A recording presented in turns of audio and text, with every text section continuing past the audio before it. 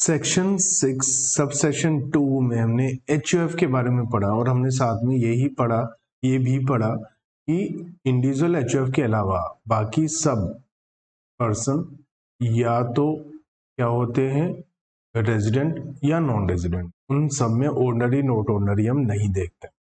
तो इसका मतलब हमारे लिए बहुत सिंपल हो जाएगा कैलकुलेट करना, देखना कि वो रेजिडेंट है या नॉन रेजिडेंट है।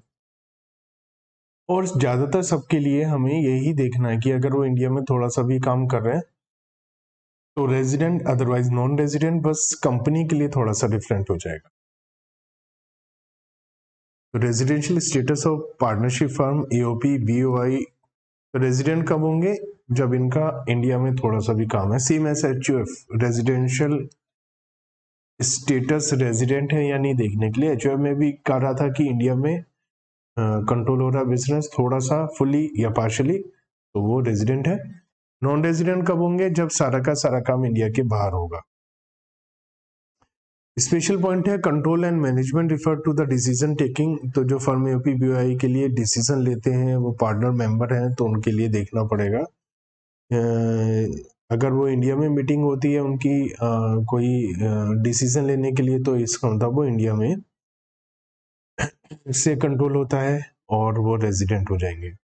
Firm AOP BOI if resident are not to be classified at ordinary not ordinary, उन्हें ऑर्डिनरी नॉट ऑर्डिनरी में क्लासिफाई नहीं करना है, केवल रेजिडेंट या नॉन रेजिडेंट देखना है।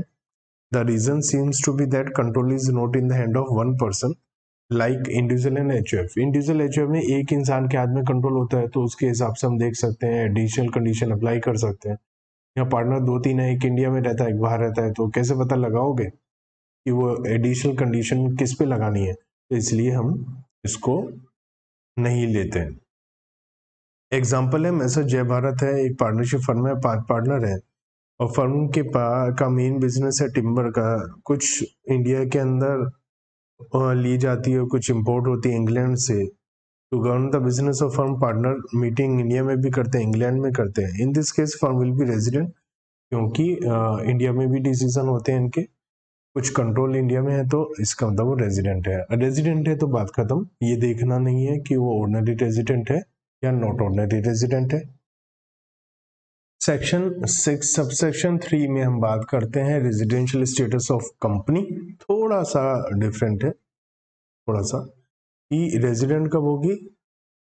अगर वो इंडियन कंपनी है तो हमेशा रेजिडेंट होगी, अगर कोई भी इंडियन कंपनी है तो हमेशा रेजिडेंट होगी।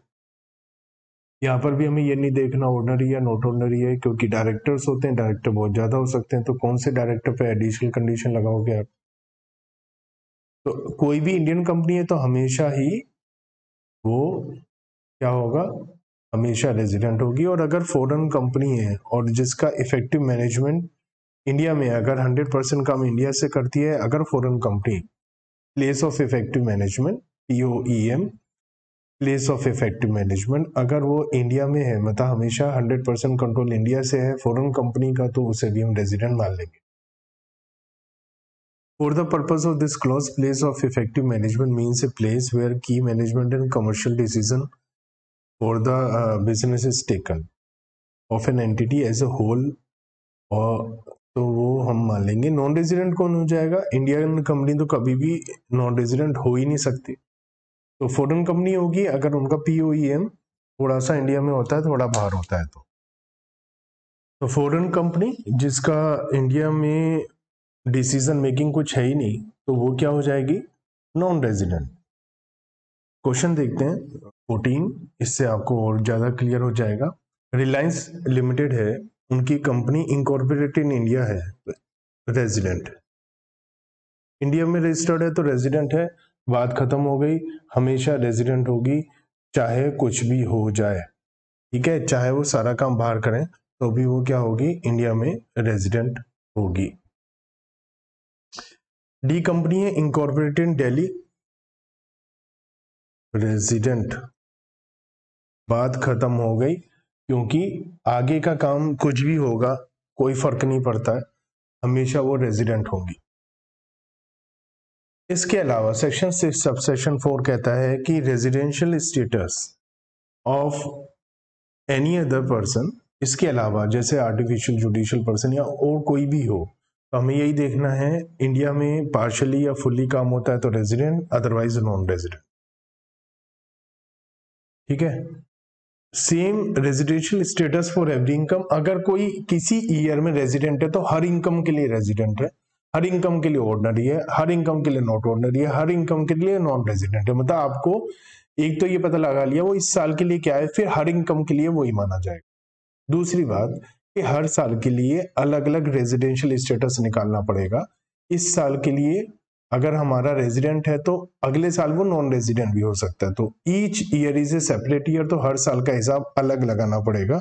हम कभी भी ये नहीं कह सकते कि एक बार कुछ हिसाब लगाया और वो हमेशा अप्लाई हो जाएगा। तो हर साल रेजिडेंशियल स्टेटस अलग अलग निकाला जाएगा और एक बार जो भी रेजिडेंशियल स्टेटस आ गया वो रेजिडेंशियल स्टेटस पूरे साल पर अप्लाई होगा और हर इनकम पर अप्लाई होगा।